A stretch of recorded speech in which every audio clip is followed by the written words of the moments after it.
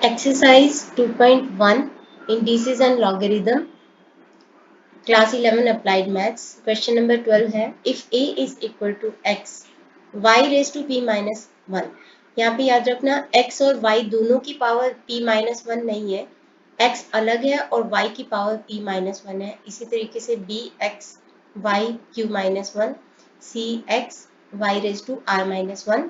तो हमें ये प्रूव करना है a raised to q minus r into b raised to r minus p into c raised to p minus q तो हम इज इक्वल टू 1। तो हम लेफ्ट हैंड साइड ले लेंगे इसकी। लेफ्ट हैंड साइड में है a q माइनस आर, तो a की जगह पे हम लिख देंगे x y p minus R 1 और उसकी power q minus R x y p minus 1 और इसकी पावर q माइनस आर। इसी तरीके से b की जगह पे हम लिखेंगे x y q माइनस 1 और इस सारे की पावर है r माइनस पी। यहाँ पे है c q p minus q, तो c की जगह पे हम लिखेंगे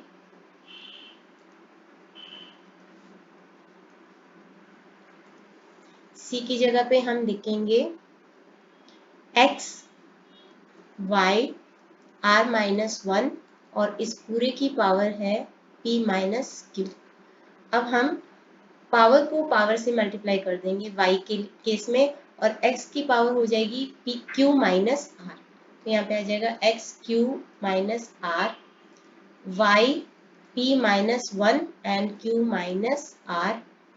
x की पावर हो जाएगी r माइनस p और y की पावर हो जाएगी q माइनस 1 क्योंकि पावर और पावर आपस में मल्टीप्लाई हो जाएंगे। और इसी तरीके से यहाँ पे x p माइनस q है और y की पावर हो जाएगी r minus 1 and p minus q। पहले हम x को सॉल्व कर लेते हैं। x मल्टीप्लाई किया हुआ सारे को जब बेस सेम होता है, जैसे suppose a raise to l है और a रेज टू m है, बेस सेम होता है, उनको आपस में मल्टीप्लाई किया जाए तो पावर आपस में ऐड हो जाते हैं। इसी तरीके से x यहाँ पे तीनों में बेस सेम है तो पावर ऐड हो जाएंगी, x माइनस आर प्लस ये वाला r माइनस पी और ये वाला p माइनस क्यू, तो ये आपस में कैंसिल हो जाएंगे। Minus R plus Q minus Q plus p minus P, तो यहाँ पे हमारे पास y रह जाएगा। तो y को सॉल्व करेंगे नेक्स्ट स्टेप में। मैं यहाँ पे नेक्स्ट स्टेप में यहाँ पे इसको सॉल्व कर रही हूँ ताकि ये पूरा आ जाए। x रेज टू 0 है क्योंकि ये सारा कट गया आपस में, तो y में क्या आ जाएगा p minus 1 q minus R, दोनों को आपस में हम मल्टीप्लाई करेंगे तो p minus 1 q minus R को आपस में मल्टीप्लाई किया, पी क्यू को पहले p से किया फिर 1 से किया माइनस q। अब माइनस आर को पहले p से करेंगे माइनस पी आर, अब माइनस 1 से करेंगे तो प्लस आर, तो यहाँ पे आ जाएगा आपके पास P Q minus P R plus R, ये आ गया आपके पास। इसी तरीके से आपको बाकी जो y की पावर है उसको भी ऐसे ही सॉल्व करना है। यहाँ पे y की पावर है q minus 1 and r minus P, तो q minus 1 r minus P से मल्टीप्लाई करेंगे। r को पहले q से किया क्यू आर आ गया, माइनस 1 से किया माइनस आर आ गया, माइनस पी को q से किया minus P Q, minus P को माइनस 1 से किया तो प्लस पी। यहाँ पे आ जाएगा आपके पास y की power Q R minus P Q plus P. इसी तरीके से तीसरी जो सॉल्व करेंगे हम, यहाँ पे हमारे पास है r minus 1 and p minus Q. r minus 1 and p minus Q को p को पहले r से किया पी आर, p को माइनस 1 से किया माइनस p, माइनस क्यू को r से किया तो minus Q R, minus Q को माइनस 1 से किया तो प्लस क्यू। यहाँ पे आ जाएगा आपके पास P R minus P minus Q R plus Q.